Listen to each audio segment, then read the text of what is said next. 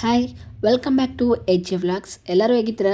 I hope ಎಲ್ಲರೂ ಚೆನ್ನಾಗಿದ್ದೀರಾ ಅಂತ ಭಾವಿಸ್ತಾ ನನ್ನ ವಿಡಿಯೋನ ಸ್ಟಾರ್ಟ್ ಮಾಡ್ತೀನಿ. ಸೊ ಇದು ಸೋಮವಾರದ ಮಧ್ಯಾಹ್ನದ ವಿಡಿಯೋ ಇದಾಗಿರುತ್ತೆ. ಮಾರ್ನಿಂಗ್ ತುಂಬ ಬ್ಯುಸಿ ಇತ್ತು ಶೆಡ್ಯೂಲ್, ಸೊ ಹಾಗಾಗಿ ಮಧ್ಯಾಹ್ನ ಫ್ರೀ ಇದ್ದೆ, ಹಾಗಾಗಿ ವಿಡಿಯೋ ಮಾಡ್ಕೊತಾ ಇದ್ದೀನಿ. ಸೊ ಪ್ರತಿದಿನ ಮಧ್ಯಾಹ್ನ ಏನಾದರೂ ಫ್ರೀ ಇತ್ತು ಅಂದರೆ ನಾನು ಭರತನಾಟ್ಯಂನ ಪ್ರಾಕ್ಟೀಸ್ ಮಾಡ್ತಾ ಇರ್ತೀನಿ ಯಾವಾಗಲೂ. ಸೊ ಭರತನಾಟ್ಯ ಮಾಡೋಕ್ಕಿಂತ ಮುಂಚಿತವಾಗಿ ನಾವು ನಮಸ್ಕಾರ ಮಾಡೋದು ತುಂಬಾ ಇಂಪಾರ್ಟೆಂಟು. ಈಗ ನಾವು ಭರತನಾಟ್ಯನ ಆರಂಭ ಮಾಡಬೇಕು ಅಂತ ಅಂದರೆ ಫಸ್ಟ್ ನಾವು ನಮಸ್ಕಾರ ಮಾಡಬೇಕು. ಮುಕ್ತಾಯಗೊಳಿಸಿದ ಮೇಲೂ ಸಹ ನಾವು ನಮಸ್ಕಾರ ಮಾಡೋದು ತುಂಬಾ ಇಂಪಾರ್ಟೆಂಟು. ಇದನ್ನು ಮಾಡೋಕ್ಕಿಂತ ಮುಂಚಿತವಾಗಿ ನಾವು ಯಾವುದೇ ರೀತಿಯಾಗಿ ಡ್ಯಾನ್ಸ್ ಮಾಡಲಿಕ್ಕಾಗಲ್ಲ. ಇದು ಬೇಸಿಕ್. ಭರತನಾಟ್ಯ ಆರಂಭ ಮಾಡೋಕ್ಕಿಂತ ಮುಂಚಿತವಾಗಿ ನಾವು ನಮಸ್ಕಾರ ಮಾಡೋದನ್ನ ಕಲಿಬೇಕು, ಮಾಡಲೇಬೇಕು. ಸೊ ನಿಮಗೆ ಇದೊಂದು ಸ್ವಲ್ಪ ನನ್ನ ಕಡೆಯಿಂದ ಏನಾದರೂ ಯೂಸ್ ಆಗುತ್ತೆ ಅಂತಂದು ಹೇಗಿದ್ರು ನಾನು ಕಲ್ತಿದ್ದೀನಲ್ವ, ಹಾಗಾಗಿ ನಾನು ನಿಮಗೂ ಕೂಡ ಹೇಳ್ಕೊಡ್ತಾ ಇರುವಂಥದ್ದು. ಫ್ರೀಯಾಗಿ ತಿಳ್ಕೊಬೋದು, ಕಲಿಬೋದು. ತಟ್ಟಡವು ಅಂತ ನಾವು ಏನೇ ಬೇಸಿಕ್ಕಾಗಿ ಇದು ನಮಸ್ಕಾರ ಆದಮೇಲೆ ಫಸ್ಟು ಸ್ಟೆಪ್ಪು ಇದೇ ನಮಗೆ ತಟ್ಟಡವು. ಸೊ ಫಸ್ಟಿಂದ ನಾನು 8 ಸ್ಟೆಪ್ವರೆಗೂ ಕಂಟಿನ್ಯೂ ಆಗಿ ಮಾಡಿದ್ದೀನಿ. ಸೊ ಅಬ್ಸರ್ವ್ ಮಾಡಿಕೊಂಡು ಪ್ರತಿನಿತ್ಯ ಅಭ್ಯಾಸ ಮಾಡಿದರೆ ನೀವು ಕೂಡ ಮನೆಯಲ್ಲಿ ಭರತನಾಟ್ಯಂನ ಕಲಿಬೋದು. ಸೊ ಇದಾದಮೇಲೆ ಹೊಟ್ಟೆ ಬರೀ ಹಸಿತಾ ಇತ್ತು, ಹಾಗಾಗಿ ಪಾಲಕ್ ಸೊಪ್ಪು ಮತ್ತು ಮೆಂತ್ಯ ಸೊಪ್ಪು ಇತ್ತು. ಹಾಗಾಗಿ ಬೇಗ ಬೇಗ ಸಾಂಬಾರು ಮಾಡೋಣ ಅಂತ ಅಂದ್ಕೊಂಡೆ. ನಮ್ಮ ಮನೆಯವರು ಕೂಡ ಕಾಲ್ ಮಾಡಿದರು, ಒಂದು 3 o'clock ಹಂಗೆ ಬರ್ತೀನಿ, ಅಷ್ಟೊತ್ತಿಗೆ ಅಡುಗೆ ಮಾಡಿಟ್ಟಿರು ಅಂತಂದು. ಏನು ಮಾಡಲಿ, ನಿಂಗೆ ಏನು ಇಷ್ಟ ಆಗುತ್ತೋ ಅದನ್ನು ಮಾಡು ಅಂದರು. ಹಾಗಾಗಿ ನಾನು ಕ್ವಿಕ್ಕಾಗಿ ಪಾಲಕ್ ಸೊಪ್ಪಿನ ಸಾಂಬಾರು, ಮುದ್ದೆ, ರೈಸ್ ಮಾಡಿದೆ. ತುಂಬ ಟೇಸ್ಟಿಯಾಗಿರುತ್ತೆ. ಒಂದು 15-20 ನಿಮಿಷದಲ್ಲೇ ಮಾಡ್ಬೋದು ಪಟ್ ಪಟ್ ಅಂತ ಅಂದು. ಒಬ್ಬರೇ ಇದ್ದಾಗ ಏನು ಮಾಡೋದು ಏನು ಅಂತಂದು, ಅದರಲ್ಲೂ ಹಸಿರು ತರಕಾರಿ ಆಗಿರ್ಬೋದು, ಸೊಪ್ಪುಗಳು, ಪ್ರತಿಯೊಂದು ತರಕಾರಿ ಫ್ರೂಟ್ಸ್ ಇದನ್ನೆಲ್ಲ ತಿನ್ನೋದ್ರಿಂದ ಆರೋಗ್ಯಕ್ಕೆ ತುಂಬ ಒಳ್ಳೆಯದು. ಅದರಲ್ಲೂ ಪೋಲಿಕ್ ಆ್ಯಸಿಡ್ ಜಾಸ್ತಿ ಇರುತ್ತೆ ಪಾಲಕಲ್ಲಿ. ಹಾಗಾಗಿ ನಾನು ಪಾಲಕ್ನ ಯಥೇಚ್ಛವಾಗಿ ಬಳಸ್ತೀನಿ. ಯಾಕಂದರೆ ನನಗೆ ಸ್ವಲ್ಪ ಪೋಲಿಕ್ ಆ್ಯಸಿಡ್ ಕಡಿಮೆ ಇರೋದ್ರಿಂದ ಇದನ್ನು ತುಂಬಾ ಬಳಸ್ತೀನಿ. ಜ್ಯೂಸ್ ಆಗಿರ್ಬೋದು, ಪಲ್ಯ ಆಗಿರ್ಬೋದು, ಸಾಂಬಾರು ಆಗಿರ್ಬೋದು, ಸೈಡ್ ಡಿಶ್ ಆಗಿರ್ಬೋದು, ಏನಾದರೂ ಮಾಡ್ಬೋದು ಪಾಲಕಲ್ಲಿ. ತುಂಬ ಟೇಸ್ಟಿಯಾಗಿರುತ್ತೆ. ಸೊ ಈಗ ನಾನು ಯಾವ ರೀತಿಯಾಗಿ ಮಾಡಿದೆ ಅಂತ ನಿಮಗೆ ತಿಳಿಸ್ಕೊಡ್ತಿದ್ದೀನಿ, ನೀವು ನೋಡ್ತಾ ಇರ್ಬೋದು. ಸೊ ಫಸ್ಟ್ ನಾನು ಮೆಂತೆ ಮತ್ತು ಪಾಲಕ್ ಸೊಪ್ಪನ್ನ ಕ್ಲೀನಾಗಿ ಬಿಡಿಸಿಟ್ಕೊಂಡು ವಾಶ್ ಮಾಡಿ ಇಟ್ಕೊಂಡು ಒಂದು ಕುಕ್ಕರಲ್ಲಿ ಹಾಕ್ಬಿಟ್ಟು ಅದ್ರ ಜೊತೆಗೆ ಬೇಳೆ, ಎಣ್ಣೆ, ಅರಿಶಿನ, ಉಪ್ಪು ಹಾಕ್ಬಿಟ್ಟು ನಾನು ಈಗ ಒಂದಿಷ್ಟು ಬೇಯಿಸ್ಕೊತಾ ಇದ್ದೀನಿ. ಅದ್ರ ಜೊತೆಗೆ ಮೆಣಸಿನ್ಕಾಯಿ ಆಪ್ಷನಲ್ಲು, ಏನಾದರೂ ಇಷ್ಟ ಇತ್ತು ಅಂದರೆ ಹಾಕ್ಬೋದು, ಇಲ್ಲ ಅಂದರೆ ನಿಮ್ಮ ಇಷ್ಟ. ಖಾರ ಪುಡಿ ಅಷ್ಟೇ ಹಾಕ್ಕೊತೀನಿ ಅಂದರೆ ಖಾರ ಪುಡಿ ಅಷ್ಟೇ ಬಳಸ್ಕೊಬೋದು. ಸೊ ಇದೆಲ್ಲ ಹಾಕ್ಬಿಟ್ಟು ನೀರು ಹಾಕಿ ನಾನು ಒಂದು 8-10 ವಿಷಲ್ನ ಕೂಗಿಸ್ಕೊಂಡೆ. ಯಾಕಪ್ಪ ಅಂದರೆ ಸ್ವಲ್ಪ ಬೇಳೆ ನಮ್ಮದು ತುಂಬ ದೂರದಿಂದ ತಂದಿರೋದು, ಅಪ್ಪ ಅಂದರೆ ಹಾವೇರಿ ಕಡೆಯಿಂದ ತಂದಿರೋದಲ್ವ, ಅಲ್ಲಿ ಸ್ವಲ್ಪ ಬೇಳೆ ಇಲ್ಲಿ ಕಂಪೇರ್ ಮಾಡಿದರೆ ತುಂಬ ಬೇಳೆ ಗಟ್ಟಿ ಬರುತ್ತೆ. ಹಾಗಾಗಿ ನಾನು ಒಂದು 8-10, ಅದಕ್ಕಿಂತ ಜಾಸ್ತಿನ ನಾನು ಕೂಗಿಸ್ಕೊಂಡೆ. ಸೊ ಅದ್ರ ಮಧ್ಯೆ ಬೇರೆ ಏನೆಲ್ಲ ಮನೆ ಕೆಲಸ ಇರುತ್ತೆ ಅದನ್ನೆಲ್ಲ ಮಾಡಿಕೊಂಡು, ಕಿಚನ್ ಅಂದರೂ ಮಾರ್ನಿಂಗ್ ಎಲ್ಲ ಕ್ಲೀನ್ ಮಾಡಿರ್ತೀನಿ. ಸೊ ಆದ್ರೂ ಪಾತ್ರೆ ಎಲ್ಲ ಒಂದಿಷ್ಟು ಅಡುಗೆ ಮಾಡಿಬಿಟ್ರೆ ಪಾತ್ರೆ ತುಂಬ ಆಗೋಗಿರುತ್ತೆ. ಹಾಗೆ ಪಾತ್ರೆ ಎಲ್ಲ ವಾಶ್ ಮಾಡಿಕೊಂಡೆ ಆ ಒಂದು ಟೈಮಲ್ಲೇ ನಾನು. ಸೊ ಇದಾದಮೇಲೆ ನೋಡ್ತಾ ಇರ್ಬೋದು, ತುಂಬ ಚೆನ್ನಾಗಿ ಬೆಂದೋಗಿದೆ. ಒಂಥರ ಸಖತ್ ಘಮ ಘಮ ಅಂತ ಟೇಸ್ಟ್ ಬರ್ತಾಯಿದೆ. ಜಸ್ಟ್ ಅದಕ್ಕೇನೂ ಹಾಕಿಲ್ಲ, ಜಸ್ಟ್ ಸ್ವಲ್ಪ ಐಟಮ್ಸ್ ಹಾಕಿರೋವಂಥದ್ದು. ಸೊ ನಮ್ಮಮ್ಮ ಒಂದೊಂದು ಟೈಮ್ ಏನು ಮಾಡ್ತಾರೆ, ಎಲ್ಲನೂ ಟೊಮೊಟೊ, ಈರುಳ್ಳಿ, ಹಸಿಮೆಣ್ಸಿನ್ಕಾಯಿ ಎಲ್ಲ ಹಾಕ್ಬಿಟ್ಟು ಆಮೇಲೆ ಒಗ್ಗರಣೆ ಕೊಡ್ತಾರೆ. ಬಟ್ ಅದು ಅಷ್ಟು ಟೇಸ್ಟ್ ಕೊಡೋದಿಲ್ಲ. ಯಾಕಂದರೆ ಕುಕ್ಕರಲ್ಲೇ ಎಲ್ಲನೂ ಮೇಲ್ಗಡೆ ಕೂಗುತ್ತಲ್ವ. ಸೊ ಎಲ್ಲ ಖಾರ ಪುಡಿ, ಅರಿಶಿನ ಎಲ್ಲನೂ, ಸಾಂಬಾರು ಪುಡಿ ಎಲ್ಲನೂ ಮೇಲ್ಗಡೆ ಬಂದು ಕುತ್ಕೊಂಡ್ಬಿಡುತ್ತೆ ಕುಕ್ಕರ್ ಮೇಲೆ ಮುಚ್ಚುಳ್ಕಿದ್ಮೇಲೆ. ಸೊ ಹಾಗಾಗಿ ಆ ಥರ ಮಾಡೋದು ಬದಲು ಈ ಥರ ಮಾಡಿದ್ರೆ ತುಂಬಾ ಟೇಸ್ಟ್ ಕೊಡುತ್ತೆ ಅಂತ ಹೇಳ್ಬೋದು. ಸೊ ಇದಾದಮೇಲೆ ಒಂದು ಪಾತ್ರೆಗೆ ನಾನು ಎಣ್ಣೆ ಮತ್ತು ಬೆಣ್ಣೆ ಹಾಕಿದೆ, ತುಪ್ಪ ಇರಲಿಲ್ಲ, ಹಾಗಾಗಿ ಬೆಣ್ಣೆ ಯೂಸ್ ಮಾಡ್ತಾಯಿದ್ದೀನಿ. ಸೊ ಸಾಸಿವೆ, ಜೀರಿಗೆ, ಕರಿಬೇವು ಎಲ್ಲ ಹಾಕ್ಕೊಂಡು, ಅದಾದ ನಂತರದಲ್ಲಿ ಈರುಳ್ಳಿ ಹಾಕ್ಕೊಂಡು ಚೆನ್ನಾಗಿ ಫ್ರೈ ಮಾಡಿಕೊಂಡೆ. ಬೆಳ್ಳುಳ್ಳಿನ ಹಾಗೆ ಹಾಕೋದ್ಕಿಂತ ಸ್ವಲ್ಪ ಹಾಕ್ಕೋಬೇಕು. ಸೊಪ್ಪು ಬೇಯಿಸ್ಕೊಳ್ಳೋ ಟೈಮಲ್ಲಿ ಹಾಕ್ಕೊಂಡ್ರು ಓಕೆ, ಬಟ್ ಇವಾಗ ಸ್ವಲ್ಪ ಟೇಸ್ಟ್ ಚೆನ್ನಾಗಿ ಕೊಡುತ್ತೆ. ಹಾಗಾಗಿ ಅದಕ್ಕೊಂದು ಸ್ವಲ್ಪ ಹಾಕ್ಕೋಬೋದು, ಇದಕ್ಕೂ ಸ್ವಲ್ಪ ಹಾಕ್ಬೋದು. ನಾನು ಫುಲ್ ಇದಕ್ಕೆ ಹಾಕಿದೆ. ಇದಾದಮೇಲೆ ನಾನು ಟೊಮೊಟೊ ಹಾಕ್ಕೊಂಡು ಚೆನ್ನಾಗಿ ಫ್ರೈ ಮಾಡಿ, ಎಲ್ಲ ಸ್ವಲ್ಪ ಫ್ರೈ ಆದಮೇಲೆ ಹಿಂಗೆ ಹಾಕ್ತೀನಿ. ಆ್ಯಕ್ಚುಲಿ ಎಲ್ಲದಕ್ಕೂ ಹಿಂಗೆ ಯೂಸ್ ಮಾಡಲ್ಲ, ಬಟ್ ನನಗೆ ಎಲ್ಲದಕ್ಕೂ ಹಿಂಗೆ ಯೂಸ್ ಮಾಡಬೇಕದು ಒಗ್ಗರಣೆಗಳಿಗೆ ಅಂದರೆ ತುಂಬ ಇಷ್ಟ. ಇದಾದಮೇಲೆ ಮಸಾಲ ಐಟಮ್ಸ್, ಅರಿಶಿನ, ಖಾರ ಪುಡಿ, ಗರಂ ಮಸಾಲ, ಸಾಂಬಾರು ಪುಡಿ ಎಲ್ಲ ಹಾಕ್ಬಿಟ್ಟು ಚೆನ್ನಾಗಿ ಫ್ರೈ ಮಾಡಿಕೊಂಡೆ. ಇದೆಲ್ಲ ಬೆಂದಾದ ನಂತರದಲ್ಲಿ ನಾನು ಕುಕ್ಕರಲ್ಲಿ ಕೂಗಿಸ್ಕೊಂಡಂತಹ ಆ ಸೊಪ್ಪಿಂದು ಎಲ್ಲನೂ ಹಾಕ್ಕೊಂಡು ಚೆನ್ನಾಗಿ ಮಿಕ್ಸ್ ಮಾಡಿಕೊಂಡೆ. ಸ್ವಲ್ಪ ಕುಕ್ಕರಾಗೆಲ್ಲ ಸೈಡಲ್ಲಿ ಇರುತ್ತಲ್ವ, ಅದನ್ನೆಲ್ಲನೂ ಸ್ವಲ್ಪ ನೀರು ಹಾಕಿಬಿಟ್ಟು ಎಲ್ಲ ಇದು ಮಾಡ್ಕೊಂಡು ಅದಕ್ಕೆ ಹಾಕ್ದೆ, ಯಾಕಂದರೆ ಸುಮ್ಮನೆ ವೇಸ್ಟ್ ಮಾಡೋದು ಬೇಡಲ್ವಾ, ಎಲ್ಲ ಕುಕ್ಕರಲ್ಲಿ ಸೊಪ್ಪು ಎಲ್ಲ ಅಂಟ್ಕೊಂಡಿರುತ್ತೆ. ಇದಾದಮೇಲೆ ಚೆನ್ನಾಗಿ ಕುದೀತಾ ಇತ್ತು. ಕುದಿಯೋ ಟೈಮಲ್ಲಿ ನಾನು ಮುಂಚೆನೇ ಕೊಬ್ಬರಿ ಎಲ್ಲ ತಿರ್ದಿಟ್ಕೊಂಡಿದ್ದೆ. ಮೇಲೆ ಸ್ವಲ್ಪ ಚೆನ್ನಾಗಿ ಇನ್ನೂ ಟೇಸ್ಟ್ ಚೆನ್ನಾಗಿ ಕೊಡುತ್ತೆ ಅಂತಂದು ಹಂಗೆ ಸ್ವಲ್ಪ ಉದುರಿಸ್ಕೊಂಡು, ಅದ್ರ ಜೊತೆಗೆ ಚಿಕ್ಕದಾಗಿ ಸಣ್ಣದಾಗಿ ಕತ್ತರಿಲಿ ಮಾಡ್ಕೋಬೇಕು. ಅದು ತುಂಬ ಚೆನ್ನಾಗಿ ಚಿಕ್ಕದಾಗಿ ಚೆನ್ನಾಗಿ ಕಾಣಿಸುತ್ತೆ ಕೊತ್ತಂಬರಿ. ಅದನ್ನು ಸಹ ತುಂಬ ಡೆಕೋರೇಟ್ ಥರ ಮಾಡಿದೆ. ತುಂಬಾ ಟೇಸ್ಟಿ ಘಮ ಘಮ ಒಂದೊಂದು ಐಟಮ್ಸ್ ನಾವು ಪದಾರ್ಥಗಳನ್ನ ಹೆಚ್ಚಿಗೆ ಹಾಕ್ದಂಗೆಲ್ಲ ಸಾಂಬಾರು ಟೇಸ್ಟ್ ಸಖತ್ತಾಗಿರುತ್ತೆ. ಸೊ ಸಾಂಬಾರೆಲ್ಲ ಆಯಿತು, ಮುದ್ದೆ ಕೂಡ ಮಾಡಿದೆ. ಹಸ್ಬೆಂಡ್ ಬಂದು ಊಟ ಮಾಡ್ಕೊಂಡು ಹೋದರು. ಆ ಟೈಮಲ್ಲಿ ವಿಡಿಯೋನು ಮಾಡ್ಕೊಳ್ಳಿಲ್ಲ. ನೆಕ್ಸ್ಟ್ ನಾನು ಈವ್ನಿಂಗಿಂದ ವ್ಲಾಗ್ನ ಸ್ಟಾರ್ಟ್ ಮಾಡಿಕೊಂಡೆ. ಈಗ ನೋಡ್ತಾ ಇರ್ಬೋದು ಫುಲ್ ರೆಡಿ ಆಗ್ತಿದ್ದೀನಿ. ಏನಕ್ಕೆ ಅಂತ ಅನ್ಕೋಬೋದು, ಅಕ್ಕನ ಮಗಳ ಬರ್ಡೇ ಇದೆ, ಹಾಗಾಗಿ ಅಲ್ಲಿಗೆ ಹೋಗಬೇಕು ಅಂತಂದು ರೆಡಿ ಆಗ್ತಾಯಿದ್ದೆ. ಬಟ್ ವಿತೌಟ್ ಪ್ಲ್ಯಾನಿಂಗ್ ಏನೂ ಇರಲಿಲ್ಲ. ಅವರು ಹಾಗೆ ಸಿಂಪಲ್ಲಾಗಿ ಮಾಡ್ತೀನಿ ಅಂತ ನಾನು ಲಾಸ್ಟ್ ಟೈಮ್ ಕೇಳಿದಾಗೆ ಹೇಳಿದರು. ಅದಾದಮೇಲೆ ಮಾರ್ನಿಂಗ್ ಕಾಲ್ ಮಾಡಿ ಹೇಳಿದರು, ನನ್ನ ಹಸ್ಬೆಂಡಿಗೆ ಕೇಳಿ ಅಂತ ಹೇಳಿದೆ.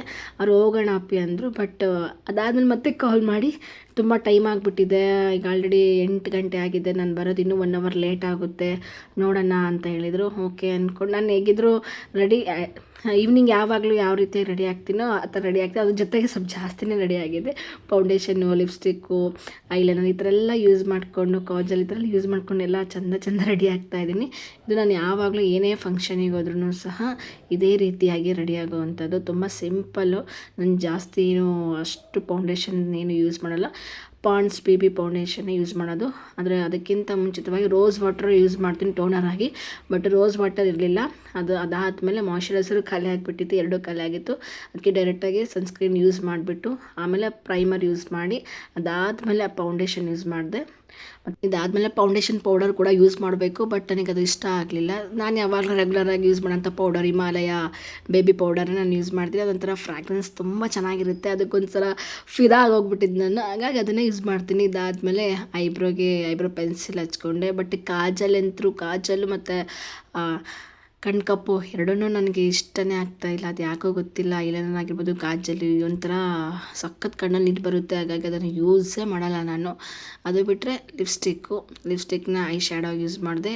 ಟೋಟಲಾಗಿ ಲಿಪ್ಸ್ಟಿಕ್ಕಲ್ಲಿ ನಾನು ಆಲ್ಮೋಸ್ಟ್ ಮೇಕಪ್ ಕವರ್ ಮಾಡ್ಕೊಂಬಿಡ್ತೀನಿ. ಈಗ ನೋಡ್ತಾ ಇರ್ಬೋದು. ಅದೇನೋ ಅಂತಾರಲ್ಲ, ಜಾಸ್ತಿ ಮುಂಚೆ ಸಿಕ್ಕಾಪಟ್ಟೆ ಯೂಸ್ ಮಾಡ್ತಾಯಿದ್ದೆ ಕಾಸ್ಮೆಟಿಕ್ಸ್. ಈಗಂತೂ ಕೆಲಸ ಕಡೆ ಸ್ಯಾಲ್ರಿ ಸರಿಯಾಗಿ ಇಲ್ಲ, ಒಂದೇ ಕಾರಣಕ್ಕೋಸ್ಕರ ಏನು ಅಷ್ಟಾಗಿ ಯೂಸ್ ಮಾಡಲ್ಲ. ಬಟ್ ಸ್ಟಿಲ್ ಅದು ಎಷ್ಟು ಸಾಧ್ಯ ಆಗುತ್ತೋ ಅದರಲ್ಲೇ ನಾನು ಮಾಡ್ಕೊಳ್ಳೋಕೆ ಇಷ್ಟಪಡ್ತೀನಿ. ಬಟ್ ಸಿಂಪಲಾಗಿ ಹಾಕಿ ತುಂಬ ಇಷ್ಟಪಡ್ತೀನಿ. ಯಾಕಂದರೆ ನಾನು ಎವ್ರಿ ಸ್ವೆಟ್ ಆಗ್ತಾ ಇರ್ತೀನಲ್ವ, ಎಲ್ಲನೂ ಕೂಡ ಹಾಗೆ ಇಳ್ದೋಗ್ಬಿಡುತ್ತೆ. ಹಾಗಾಗಿ ತುಂಬ ಸಿಂಪಲ್ಲಾಗಿರೋಕ್ಕೆ ಇಷ್ಟಪಡ್ತೀನಿ.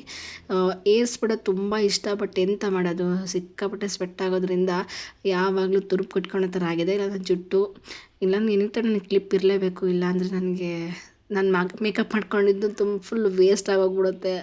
ಸೊ ಫೈನಲ್ ಕಂಪ್ಲೀಟ್ ಆಯಿತು ಮೇಕಪ್ಪು. ಅದು ನನಗೆ ಯಾವಾಗಲೂ ಹಣೆಬೊಟ್ಟಿರಬೇಕು. ನನಗೆ ಏನೇ ಒಂದು ಜೀನ್ಸ್ ಹಾಕಿರ್ಬೋದು, ಸ್ಯಾರೀಸ್ ಎಲ್ಲದಕ್ಕೂ ಪ್ರತಿಯೊಂದಕ್ಕೂ ಸ್ಯಾರೀಸ್ ಇದು ಕಂಪಲ್ಸರಿ ಬಿಡಿ, ಚೂಡಿಗೂ ಅಷ್ಟೇ. ಬಟ್ ಜೀನ್ಸ್ ಹಾಕಿದರೂ ಸಹ ನನಗೆ ಸ್ಟಿಕ್ಕರ್ ಇರಲೇಬೇಕು. ಇವಾಗ ದೊಡ್ಡದಿಟ್ಕೊಂಡಿದ್ದೀನಿ, ಆಮೇಲೆ ಚಿಕ್ಕದು ಇಟ್ಕೊತೀನಿ ಅಷ್ಟೇ. ನಮ್ಮ ಹಸ್ಬೆಂಡ್ ಬಂದಮೇಲೆ ಯಾವುದು ಸ್ಯಾರಿ ಅಥವಾ ಡ್ರೆಸ್ ಚೂಸ್ ಮಾಡಬೇಕು ಅಂತ ಹಂಗೆ ಸ್ಟಿಕ್ಕರ್ ಇಟ್ಕೊಂಡೆ ನಾನು ದುಡ್ದೆ. ಆಮೇಲೆ ನೋಡುವ ಅಂತಂದು ಇದಾದಮೇಲೆ ಕೊಮ್ಮಿಂದ ತಲೆ ಬಚ್ಕೊತಾ ಇದ್ದೀನಿ. ಏರ್ಸ್ ಬಿಟ್ಕೊಳ ಅಂದ್ಕೊಂಡೆ, ಬಟ್ ನೈಟ್ ಅಂದ್ಕೊಂಡು ಬಿಟ್ಟಿರಲಿಲ್ಲ ಅಷ್ಟೇ.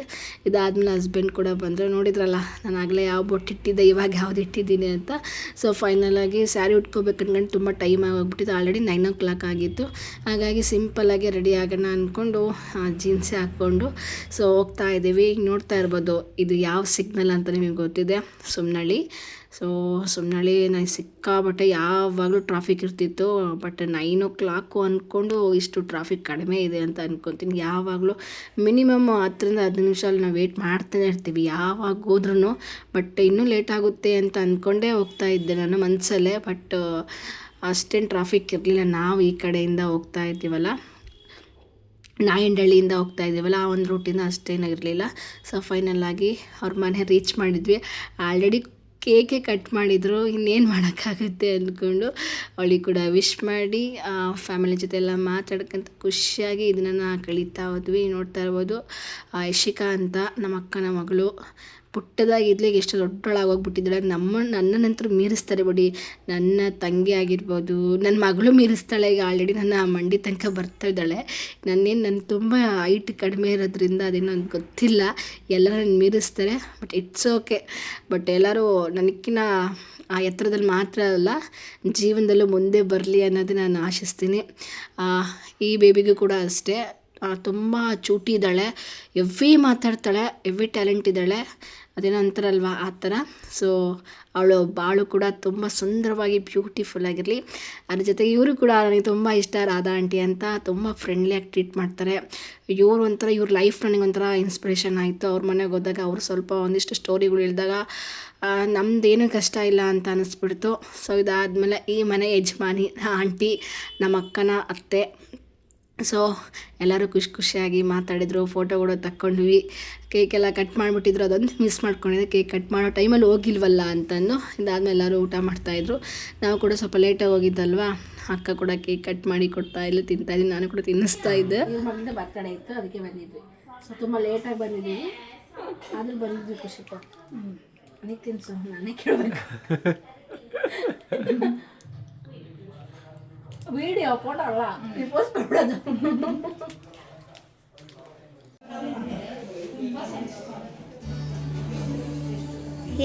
ಏನಾದ್ರೂ ಮಾಡಿ.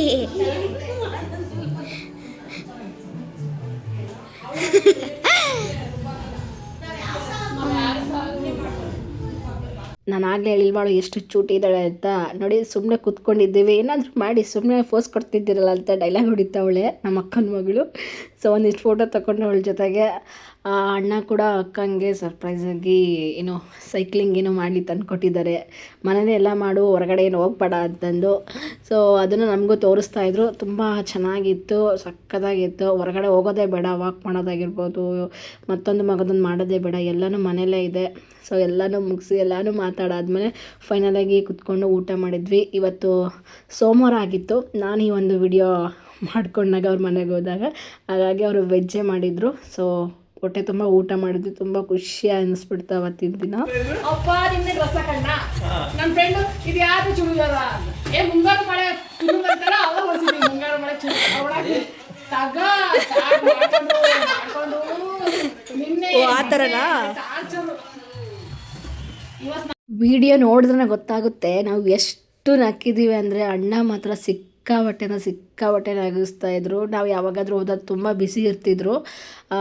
ಆರಾಮಿದ್ರಾ, ಚೆನ್ನಾಗಿದ್ರ, ಊಟ ಆಯಿತಾ, ಊಟ ಮಾಡ್ಕೊಂಡು ಹೋಗಿ ಅಂತೆಲ್ಲ ಹೇಳ್ತಾಯಿದ್ರು ಅಷ್ಟೇ. ಅದಾದಮೇಲೆ ಕೆಲ್ಸಕ್ಕೆ ಹೋಗ್ಬಿಡೋರು. ಬಟ್ ಆಫ್ಟರ್ ಲಾಂಗ್ ಟೈಮ್ ಇವ್ರು ನಮ್ಮ ಜೊತೆಗೆ ಇಷ್ಟೊತ್ತು ಮಾತಾಡ್ಕೊತ ಇಷ್ಟು ಖುಷಿಯಾಗಿ ನಗಿಸ್ತಾಯಿದ್ರು. ಅವ್ರು ಯಾವಾಗಲೂ ಅವ್ರ ಫ್ಯಾಮಿಲಿ ಯಾವಾಗಲೂ ಖುಷಿಯಾಗಿ ಸಂತೋಷವಾಗಿ ಅವ್ರ ಫ್ಯಾಮಿಲಿ ಜೊತೆಗೆ ತುಂಬ ಚೆನ್ನಾಗಿರಲಿ ಅಂತ ದೇವರಲ್ಲಿ ನಾನು ಆಶಿಸ್ತೀನಿ. ಯಾಕಂದರೆ ಎಲ್ಲರ ಲೈಫು ಒಂದೇ ಥರ ಇರಲ್ಲ, ಕೆಲವೊಂದು ಏಳು ಬೀಳುಗಳು ಸಹಜ. ಅದೇ ರೀತಿಯಾಗಿ ಅಂದರೆ ನಾರ್ಮಲಿಯಾಗಿ ಎಲ್ಲರ ಲೈಫಲ್ಲಿ ಇದ್ದೇ ಇರುತ್ತೆ. ಬಟ್ ಅದೇನೇ ಇದ್ರೂ ಸಹ, ಎಷ್ಟೇ ಅಡೆತಡೆಗಳು ಇದ್ರೂ ಸಹ ಎಲ್ಲನೂ ತುಂಬಾ ಚೆನ್ನಾಗಿ ಹೋಗಲಿ ಅಂತಲೂ ನಾನು ಹೇಳಲಿಕ್ಕೆ ಇಷ್ಟಪಡ್ತೀನಿ. ನಾನು ಅವ್ರಿಗೆ ಹೇಳೋಷ್ಟು ನಾನು ದೊಡ್ಡವಳಲ್ಲ. ಬಟ್ ಅದೇನಂತಂದರೆ ಒಬ್ಬ ತಂಗಿಯಾಗಿ ನಾನು ಬಯಸೋದು ಇಷ್ಟೇ, ಬಿಟ್ಟರೆ ಇನ್ನೇನೂ ಇಲ್ಲ. ತುಂಬ ಖುಷಿಯಾಗುತ್ತೆ ಇದೆಲ್ಲ ನೋಡಿದಾಗ. ಮಕ್ಕಳು ಬರ್ಡೇ ಆಗಿರ್ಬೋದು, ಅಥವಾ ಮನೆ ಏನೋ ಚಿಕ್ಕ ಪುಟ್ಟ ಏನಾದರೂ ಬಂದಾಗ ಎಲ್ಲರೂ ಒಟ್ಟುಗೂಡಿ ನಾವು ಏನಾದರೂ ಫಂಕ್ಷನ್ಸ್ಗಳು ಮಾಡಿದಾಗ ಆವಾಗ ಸಿಗೋಂತಹ ಖುಷಿ, ಸಂತೋಷ ಮತ್ತೊಂದಿಲ್ಲ. ಅದು ನನಗಂತೂ ಪರ್ಸ್ನಲಿ ಸಿಕ್ಕಾಪಟ್ಟೆ ಇಷ್ಟ ಆಗುತ್ತೆ.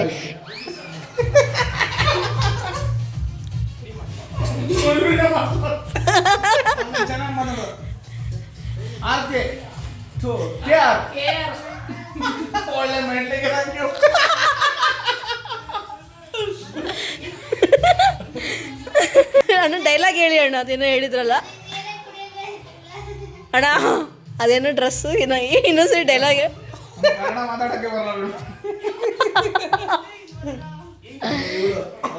ಬರ್ಬೋದು. ಆಮೇಲೆ ಬಂದ್ಬಿಟ್ಟು ನಮ್ಮ ತಲೆ ತಿನ್ನೋದು ಮುಂಗಾರು ಮಳೆ ಹೀರೋಯಿನ್ ಪೂಜಾ ಗಾಂಧಿ.